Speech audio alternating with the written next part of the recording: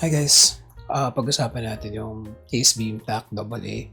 So, ito yung box niya. Yung pinila sa atin is OD Green. Yan. So, dun sa box, naka-indicate na meron siyang 5-year warranty.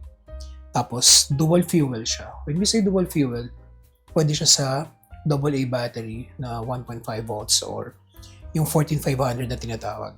Ito, yun yung 3.7 volts. So, para ma-achieve mo yung 1000 lumens niya, dapat ganito gamitin mo, yung 14500. Tapos, meron din siyang Type-C charging port dun sa battery. Papatok ko sa inyo mamaya.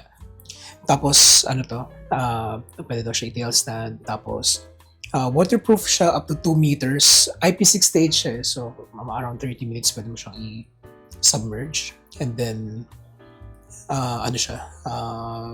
impact resistant ng 1.5 meters. So, yun yung box. So, inside the box, meron siyang kasamang user manual. Hindi ko na mabuksan kasi hindi mo natin binasa na. So, meron tayong PDF file. So, ito yung user manual niya. Yan.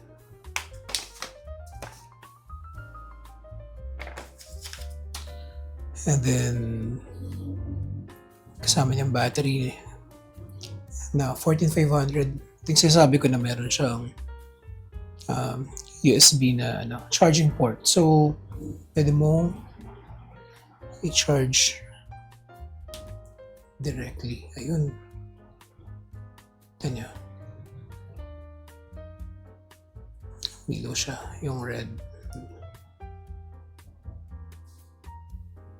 So, pag nag-green na, syempre, full na yung battery mo. Yan. Tapos, may kasama siyang spare na O-ring, tsaka yung rubber ng switch niya. Ayan. Tapos, Ace Beam lanyard.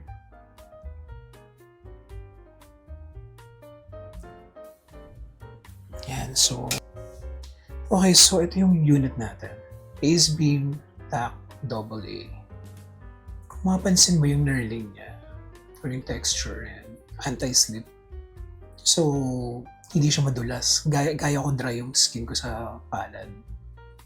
So, mabilis ko siyang, hindi siya nabibitawan, ganyan. Pero, since, yung knurling niya is anti-slipper, parang criss-cross, parang diamond. Hindi siya basta-basta madudulas.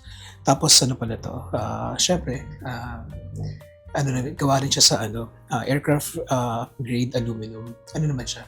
Almost all mga high-end na flashlight is yun nga, aircraft grade na aluminum yung ginagamit. And then yung anodization niya is hindi yung normal anodization lang. So matibay yung nito. Hindi yung parang iba pag kinurot mo lang nagagasgas na. So yung lens niya, scratch resistant na polycarbonate lens. Tapos, kung titignan mo, naka-smooth reflector siya. Hindi naka-specify ko anong LED pero kung mapansin ko, deep yung reflector. So, thrower tong flashlight na to. And naka-forward switch din to. Yan. Pag-usapan natin yung user interface niya. So, ito, i-flash ko sa screen kung ano yung modes na meron. Itong Ace Beam Tac AA. Meron siyang 4 na modes. Ayan, tinitin yung screen ngayon. So, meron siyang ultra low, low, medium, and high. So, paano ba yan? Patok mo na yung ultra low. Itong ultra low na to, 5 lumens lang siya. Ayan. And will last for 58 hours. Tagal na. Mga yan. Nagpas 2 araw yun na nakuha. Next naman is yung low. Itong low naman, 50 lumens, tatagal siya ng 14 hours. Yan. Tapos, medium, 260 lumens and will last for 2 hours. Yan, ito medyo malakas na to. And then yung high naman niya, 1000 lumens and will last for 35 seconds. Tapos, mag-step down siya to 500 lumens. Yung 500 lumens naman niya, tatagal siya ng 49 minutes. Bakit ganun? No? So, it's a safety feature ng flashlight. Kasi umiinit siya pag matagal. So, Ito naman, automatic. After 35 seconds, mag-step down siya. Regardless kung uminit yung flash ito, hindi. From 1,000 lumens, after 35 seconds, maging 500 lumens na lang siya for 49 minutes. Paano ba magpalit ng modes? So, itong switch kasi nito, forward switch to. So, pwede mo siyang i-half press. Yung tinatawag nilang momentary on. Yan, yung ginagamit ng mga law enforcers para hindi nare-reveal yung position nila. Ayun, tahimik lang, di ba? Yan. So, paano ba magpalit? Half press mo lang. Kunyari, ito. Nasa low, medium, high. Ultra low, low, medium, high. Kunyari gusto mong medium, no? Punta ka sa medium. Pag yan yung gusto mong mode niya, diin mo lang ng todo. Narinig na nag-click. Yan. So, naka-constant on na siya. So, ngayon, kunyari gusto mong ibalik siya sa sa ultra low. From off, i-cycle mo ulit. Yan yung high, ultra low. So, kung ito yung gusto mo, i-full press mo lang. Ayun. Yan na, naka-ultra low ka na.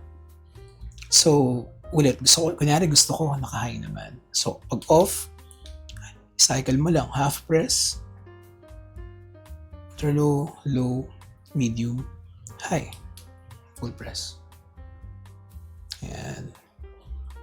And nga pala siya, guys? May intelligent na memory to. So, kung saan mo siya iniwan, for about 10 seconds, yun yung tatandaan niyang mode. Kunyari ito, naka-high siya, di ba? Paabutin natin ng more than 10 seconds. Tapos, yan, kunyari yan, nagpas 10 seconds na siya, di ba?